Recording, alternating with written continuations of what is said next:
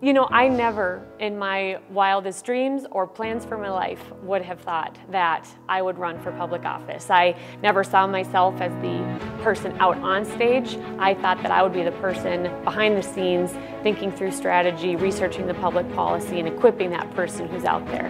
My faith plays a huge role in my leadership and in the decisions that I make. My husband is a pastor at a church in our communities. He is the world missions pastor. So that has given him and us the opportunity to go to many, many countries around the world. India, China, Swaziland, Africa, serving other people and giving them a hope through caring for them. And I think we as conservatives need to be better about getting that message out of saying, listen, we care about people. I know that there are some people out there who think America's best days are behind us. I simply don't agree with that. I think the best is yet to come. It is our responsibility as young conservatives in our generation to remind this country of the potential that's out there.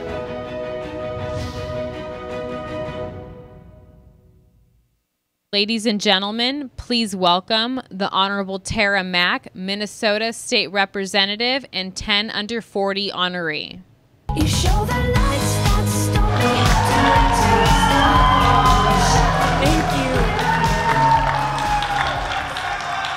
Thank you so much. This is a huge honor to share my story as a young conservative and get to talk with you today. Being from Minnesota, I am so excited to be in the beautiful DC, not only to be with this great gathering of conservatives, but if you haven't heard, we've had a rough winter in Minnesota. We have had 46 days of below zero temperatures. It is frozen there. Literally, everything is frozen, not just healthcare.gov. Well, again, my name is Tara Mack, and I am currently serving in my third term in the Minnesota House of Representatives. I have the incredible honor of getting to represent the community in which I was raised, Apple Valley. I grew up in a very loving and conservative home where political conversation was a regular occurrence. But I never thought that I would run for political office, much less have the chance to stand on a stage like this today. But I was always intrigued by public policy making and how the government influenced the individual. While pursuing a degree at the University of Minnesota in political science and global studies, I found that my conservative convictions were being challenged every day and questioned at every turn. I will never forget one day I had a political science professor in one of his lectures say something that I'll never forget. What he said underlined pretty much what the liberal message is today, and it was a pivotal moment for me. He said, without government, the individual can do nothing. I was shocked by what I heard then, and I could not disagree more with what he said now. I believe that it is exactly the opposite of what he said. It is and always needs to be about the individual, not the government.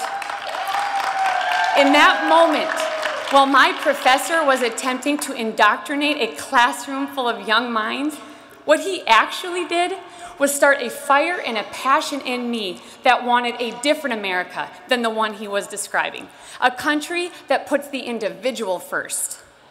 A few short years after graduation in 2008, I was approached to run for office against a very liberal incumbent in my home community. Initially, I ruled myself out simply because I was too young.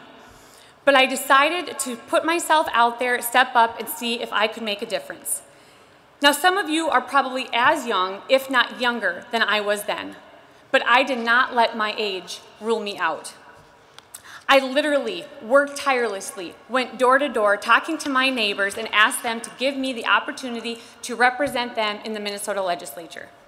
Now, as you know, 2008 was not exactly a great year for Republicans.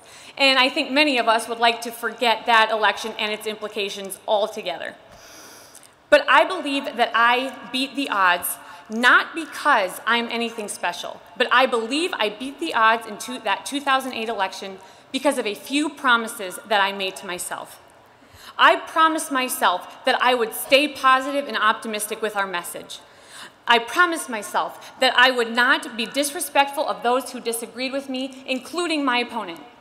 I promised myself that I would try to stay humble while confident in my convictions and beliefs. And I promised myself that I would show people that I was a conservative who truly cared about the individual, even if that meant that I had to close my mouth and just listen. Why is it that liberals are the ones that have become known for their compassion, and that we as conservatives have become known as only caring about ourselves? Somehow, the left has successfully convinced American voters that Democrats care for people and Republicans only care about the bottom line. Too often we hear that compassion and fiscal responsibility are mutually exclusive.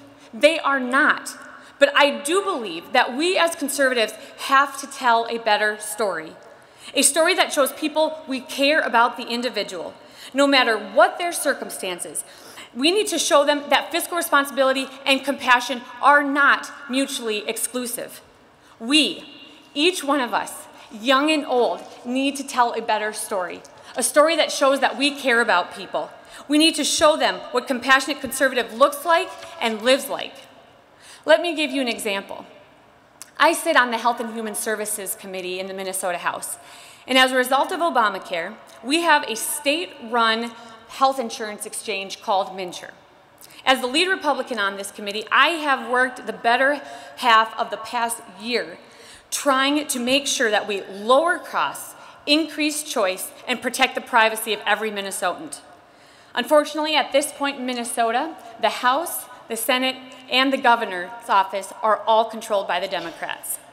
As a result, more than $150 million has been spent on a dysfunctional and extremely frozen website. In addition, over 280,000 Minnesotans have been kicked off of insurance that they liked, and many Minnesotans have had their private information compromised as a result of a major data breach. The 280,000, those aren't just numbers. They are individuals. I heard from one mother whose daughter has ovarian cancer, who was released from her current insurance because of Obamacare. This is just one of their stories. It is unacceptable. Their story is neither compassionate nor fiscally responsible. The implications of decisions being made in DC, in Minnesota, and across this country will have profound impacts. And we as conservatives face great challenges. I know my professor had it wrong that day. It is about individuals like you and me. I believe that if we as conservatives stay optimistic, if we stay respectful of those who disagree with us, remain humble while confident in our beliefs and our convictions, if we can become better examples of what it looks like to be compassionate conservatives, we will together tell a better story and inspire many, both young and old, to join us. We need individuals like you to step up. Don't wait to be asked. Please don't wait to be old enough. Thank you so much. God bless.